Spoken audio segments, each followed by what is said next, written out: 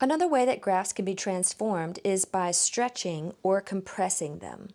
And in this video, we're focusing on stretching and compressing vertically. And let's remember that vertical transformations correspond with an algebraic manipulation to the outside of the function. Also, vertical transformations are somewhat logical when we apply them, and whatever we do algebraically is going to affect the y coordinates or the y values of the ordered pairs. So let's look at two cases. Notice that the c value that we are using can either be greater than 1 or some fraction in between 0 and 1. For now, we're focusing on constants that are strictly positive. When we have a vertical transformation, we'll notice that that constant is affecting essentially the outside of the function. And for a stretch or compress, we're going to be multiplied on the outside. That constant that we multiply on the outside can either be greater than 1 or some fraction. If that constant is greater than 1, then the effect that it has on the graph is that it stretches it out by a factor of c. If the constant is a fraction, the effect that it has on the graph is that it vertically shrinks it, or we could also say compresses it. Now, hopefully that feels somewhat logical. A number that's greater than 1 stretches the graph out, but when we multiply by a fraction, that results in a shrink.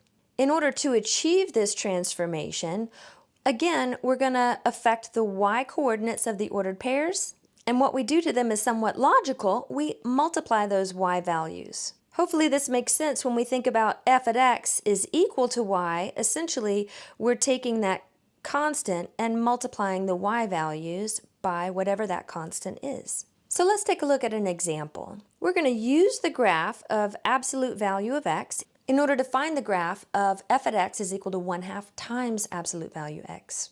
We begin with the parent function that is abs_val x, and we graph it clearly labeling our 3 points of interest.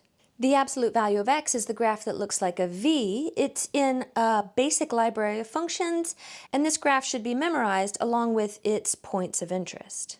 Now we want to use this graph and transform it in order to get the graph of f at x.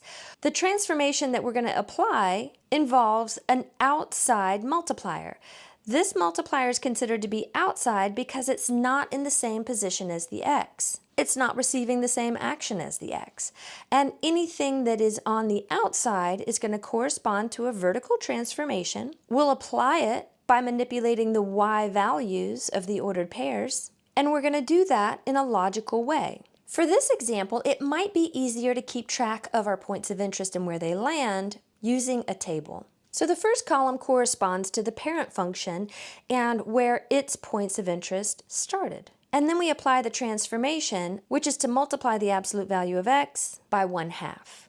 Remember, any transformation that's on the outside is going to affect the y values.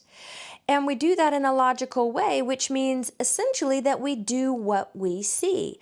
So we see that we are multiplying by 1/2, so we're going to multiply the y values by 1/2, which is what we see in the equation.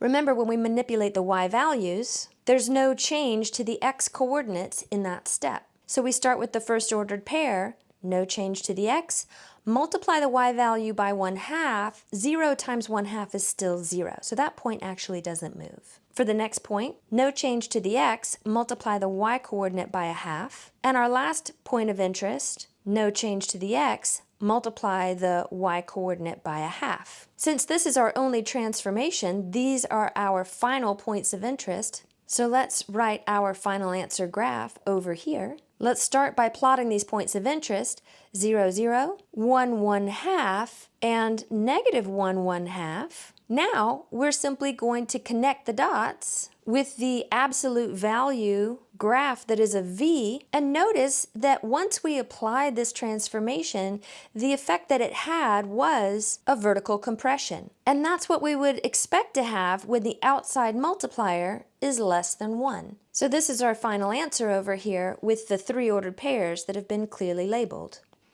Now let's check our answer on our calculator. We'll go to y equals, and we have 1/2. Now we need to multiply by the absolute value of x, and in order to find that feature, we look under the Math menu, and then we move over to the Numbers menu, And the absolute value is our first function, so we just hit enter here, and then slide x into there, and then go over to the graph. It does look like our graph is correct, but we do want to verify our points of interest by choosing second calculate value, and then we plug in -1, which is the x-coordinate of our first point of interest, to verify that it's in the right spot.